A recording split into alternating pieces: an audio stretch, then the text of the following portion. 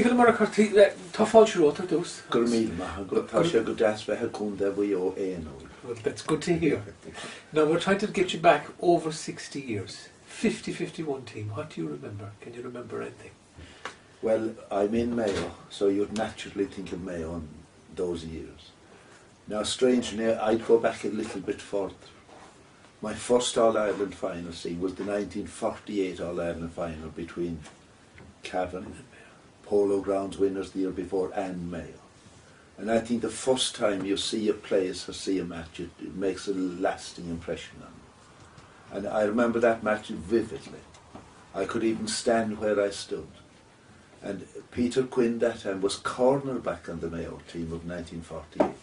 Not in his usual half-back line. I suppose at the time they were trying to get the best formation, but Paddy Prendergast was full-back and Sean Flanagan, a lot of players that were there in 48, and an awful lot of them were there in 51 as well. But I remember the final. Mayo didn't score in the first half, but there was an almighty gale there, blowing down towards the railway goal. Now, I was over under the queues at Mere Hill 16. And I think it was something like 3-5 to no score at half-time. And even though the wind was strong, I thought, oh, they've no chance. But bit by bit, they pulled it back until that fateful moment when they had a free-to-draw level at 4-5 apiece, I think. Paddy Carney taking it, a little bit to the right. The angle was severe, but whether he moved out from the goal or was too near the ball, Mick Higgins fielded the ball. I can still see Mick fielding the ball. It was cleared out the field then and the game was over. But Mayo that day, they had given a clear signal that they were a team to be reckoned with.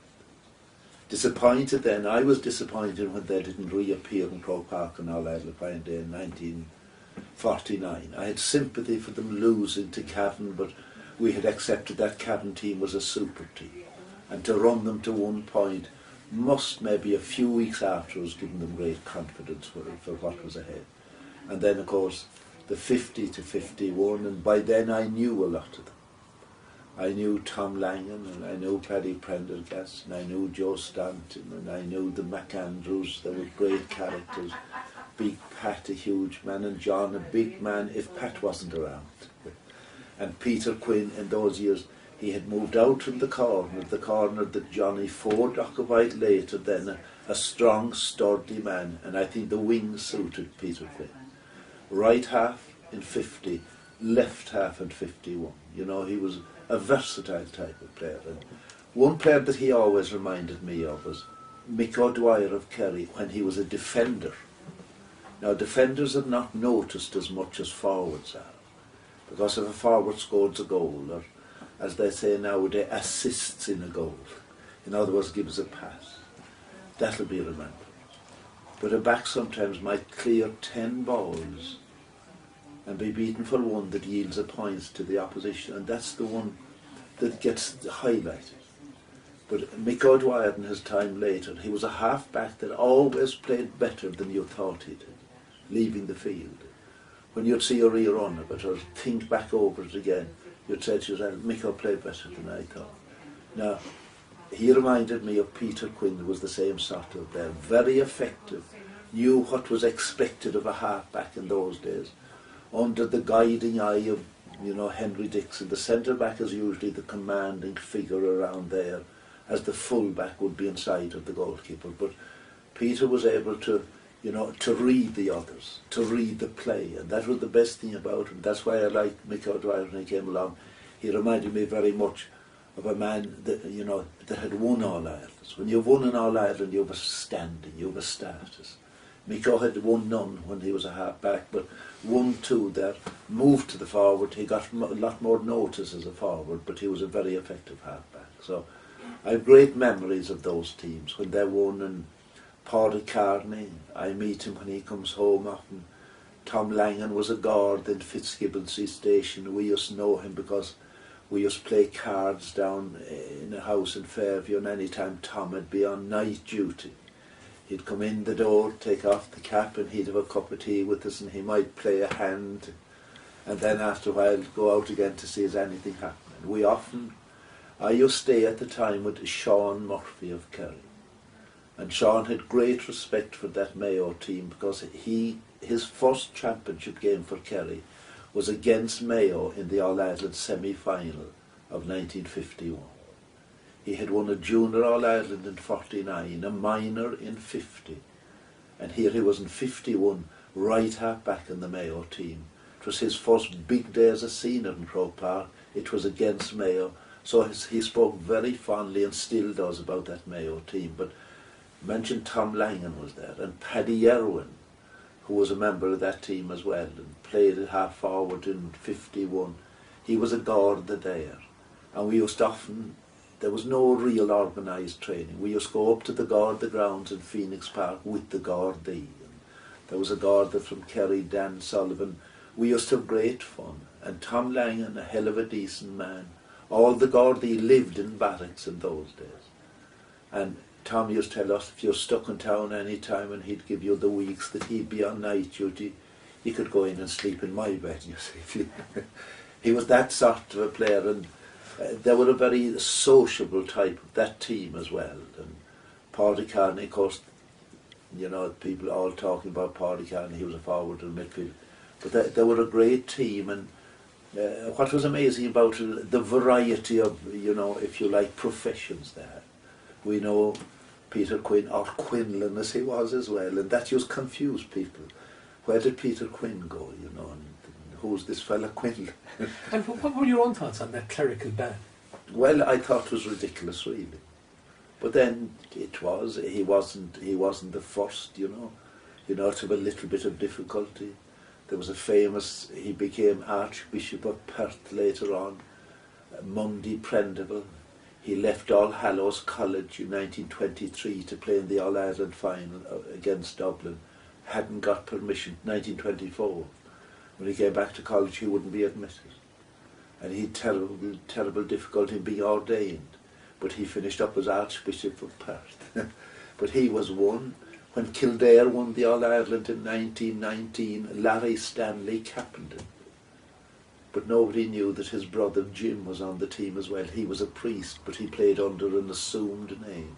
And it was years afterwards that his name was put into the record books as Jim Stanley. Wexford had a priest when they won the 4 in a row before the 1920s, but it was difficult for them. It was okay when they were on holidays, they could play. But once, if they were gone back to college, Maynooth and places like that, no out. They wouldn't even be let watch it on television and things. Maybe it was part of the discipline, you know, that was deemed to be required. But anyway, I have great memories of those Mayo teams and the times, and they played entertaining football as well, refined football, skillful players, every one of them, but a great team really, and it's time that was repeated. Well, it was almost repeated, as you know, through, you know, the last, say, 10, 15 years. Almost repeated. But Kerry proved a big obstacle on several occasions. But that will change as well. That will change as well. And you never know when. League was a quarter final in Croke Park this year. Kerry looked to have won, and suddenly Mayo struck and it was over. Same as they did in the 51 semi-final. Towards the finish, they took over against a good Kerry team, and the highest ball I ever saw being caught in Croke Park was caught that day by a man called Eddie Dowling, who was buried about 2 weeks ago, and he was buried and known to me, and he was a great friend of mine, against Mayo in that semi-final. Well, now you talked about the style of football. Compare the style of football in this 50-51, that era, to the style of football today. Well, Mayo had their own style, I always thought. They like to win with style, and maybe that's the reason why they haven't won more. Style. They were lovely foot passers, and that team in particular used a lot of it. You know, a jab kick, always well positioned to the player. They also played as a team, even though in that era lots of teams played as individuals. A player won his contest with his opponent and then just delivered the ball anywhere but forward. Let it go forward. And then it's up to the next man to win his ball. But that Mayo team played the ball to suit their own player, you know, to drop on his strong side, to drop a little bit short if they thought he'd have burst a pace. There was obviously, I don't know who did it, there were no managers in those days. I think there were lots of strong characters on the team that had ideas. The likes of, I know Eamon Mongy well. As I said, I met them all and I used to enjoy meeting them and talking about it. I'd say Eamon Mongy, he would be what I called a strong character, and of course Sean Flanagan was, and Paddy Carney, and you know, the Gilvarys, and so on, a lot of them. Well, they spoke about it, the people we spoke to, they spoke about being so strong that they, I don't know if you're familiar with this famous letter they wrote in November 1947. Well, that was a good sign in a way. And I often think that it's good for a team to have a little bit of friction with the county board. That gives them a cause, and that Mayo team, they had that friction, otherwise they wouldn't have written the letter. But still in all, they had the belief, if you write the letter, maybe something will be done about it. You know, to look after, do things properly. And they did, but they had the cause, and they went on to prove our letter did that. That would be behind. We have to justify what we did, you know, because not many people would be critical of officers or authority at the time, but there were strong characters, and of course they had doctors, and they had solicitors, and they had politicians, and they had farmers, and they had priests, Gardaí, teachers. They had a great mixture of society. Mayo today? Mayo today, they're always hope. And I don't know whether I should say it or not. I think Mayo, you rarely, if ever, see a blackguard on a Mayo team. And a lot of teams might have one or two that you'd call maybe half blackguards, that you'd be criticising. But behind it all, the people that would be criticising would be glad that you had them. He's our blackguard. yeah, quietly. But Mayo never went in. Mayo went for winning with honour. And take that fantastic game that was between Dublin and Mayo a few years ago. 2006. Yes. That Kieran MacDonald scored the winning point. I still say that was the best game of Gaelic football that I ever saw. I saw that, you know. Both sides set out to play football. They played football. It was high quality football. There was great pace to it. There was a fantastic atmosphere. And other people say, I know the tough game that you win by a point is a better game. But that was it. So there's a great tradition of football in Mayo. They're all the time. And if I could say, a friend of mine, Father Leo Moore, I remember meeting him one year, it would be maybe back in the 70s. From Louisburg? Oh yes, Louisburg. Mayo beat Galway in a replay of a Connacht final, and I was broadcasting, I was at it, and it was a good game, and Mayo looked good. Called to see Father Leo that evening, and we gave a good while talking about it. They were due to play Kerry the following Sunday in the All-Ireland semi-final, only 1 week in the count of it being a replay. And I'll never forget the last thing he said as I took off.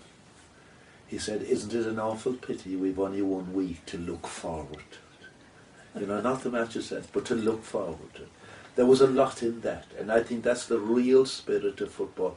It's entertainment, it's an event. It's not just 60 minutes that used to be at the time of playing, and one side wins, the other, it's over then. It's not over then. People will be talking about it after, but it's an awful pity we've only 1 week to look forward to it. Mayo people always looked forward to their football.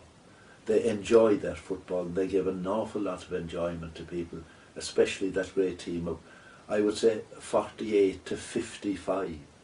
Now in a replay against Dublin, beaten in a replay of an All-Ireland semi-final in 55, and won a league, of course, in between, and maybe more, so travelled to America. The tradition is there. It will be a big day when Sam Maguire returns. You never know, it mightn't be far away. Call this